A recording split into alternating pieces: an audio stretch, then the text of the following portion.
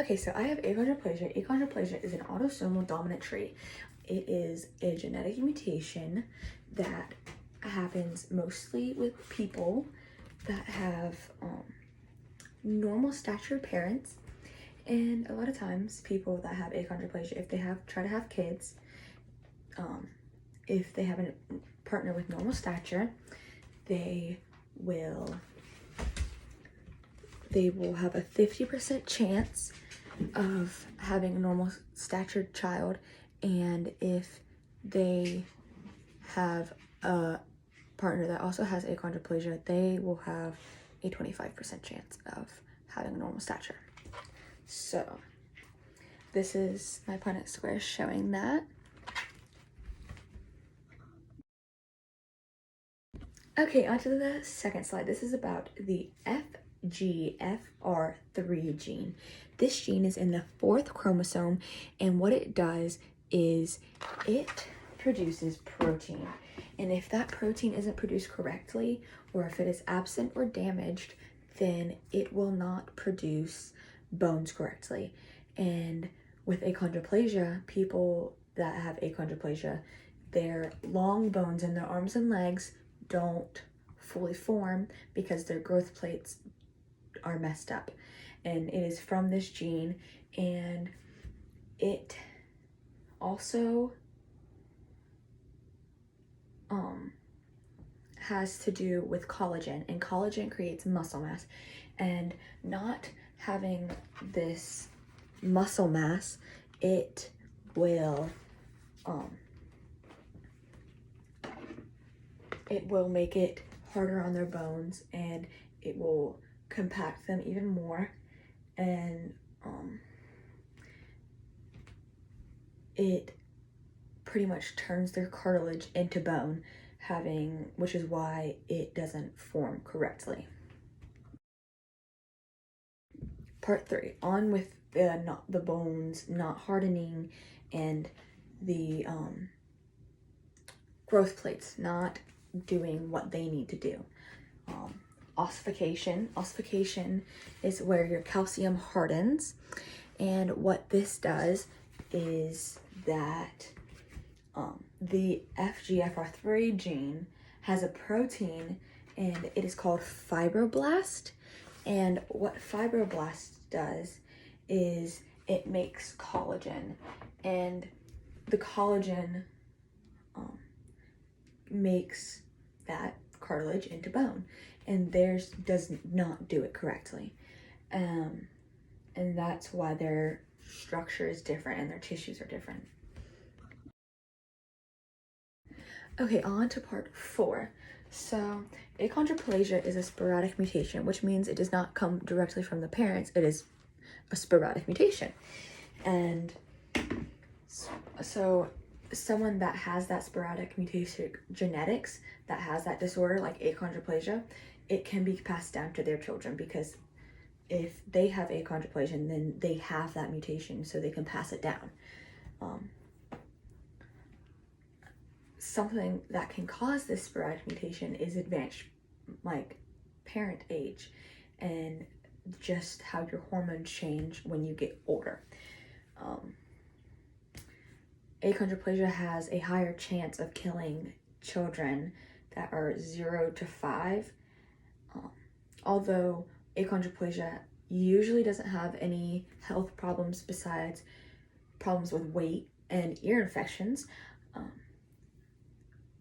The children that are from 0 to 5 have a higher chance of passing away because something with their bones and the structure, since they aren't forming correctly, it can mess them up.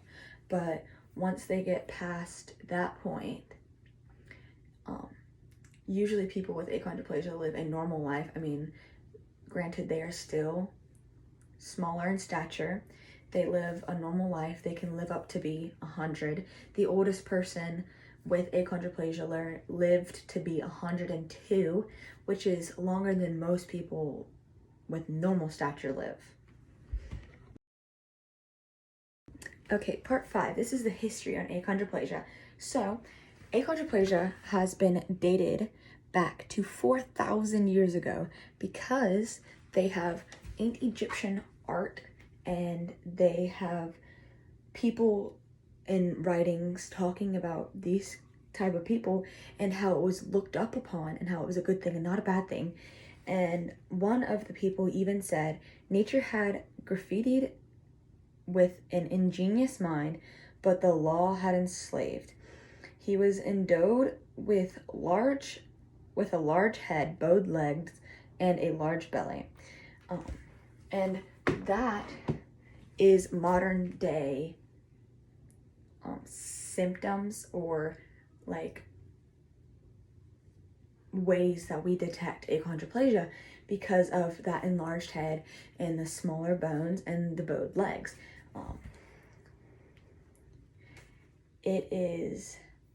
So there was actually an Egyptian god that had achondroplasia because it wasn't a negative thing back then, it was a positive thing. It was his name was Bess, and he was highly looked upon, and he was this short little guy who had a big stomach, and he was looked up upon. And okay, so after a lot of research about achondroplasia, it is a mutation in your long bones in your arms and your legs, and what happens is your bones don't fully form, their growth plates don't fuse correctly, and the reason being is because the protein, which is the FGFR3 gene, it doesn't produce correctly, and so that means the collagen doesn't produce correctly, which means it doesn't ossificate. And ossificating is when cartilage turns into bone, and that never happens for these people that have achondroplasia, which is why they're so short in stature. It is also why their legs bow, because the collagen helps build muscle mass, and so their legs don't get that muscle mass they need. This topic is really important to learn because it could happen to anybody, and you're never gonna know if you don't research, obviously, and it's not uncommon. It is 1 in every 40,000 people, so you are more than likely to pass by one person that has achondroplasia sooner or later, and you might see tons of people with achondroplasia, and it's always nice to know what's going on. And if you ever have a kid that has it, then you'll know, and you'll know what's going on inside of their body and what's happening inside of their body and why they're not growing like other people are. And since it is a sporadic mutation, it is not the parent's fault. The evidence of this is that a lot of people have it, and so you might see someone with it in your everyday life, so you should make a point to know what it is, because they might not want you staring at them, as a lot of people do, because they don't know what's going on. I think high schoolers should learn about it because a lot of people, when they grow up, they have kids, and it's not something that you can figure out if you're going to give it to your kid, because it is a sporadic mutation, and so it is not from the parents. And so if you do have a kid with it, it is better to learn before, and so you know what's going on inside of their body and you don't think it's your fault. And I think it's good to know what happens inside the human body and that it can mess up. And I think high schoolers are better at it than a lot other people, like kids, than staring. And maybe high schoolers can teach younger kids that it's just something that can happen to your body and there's no need to stare.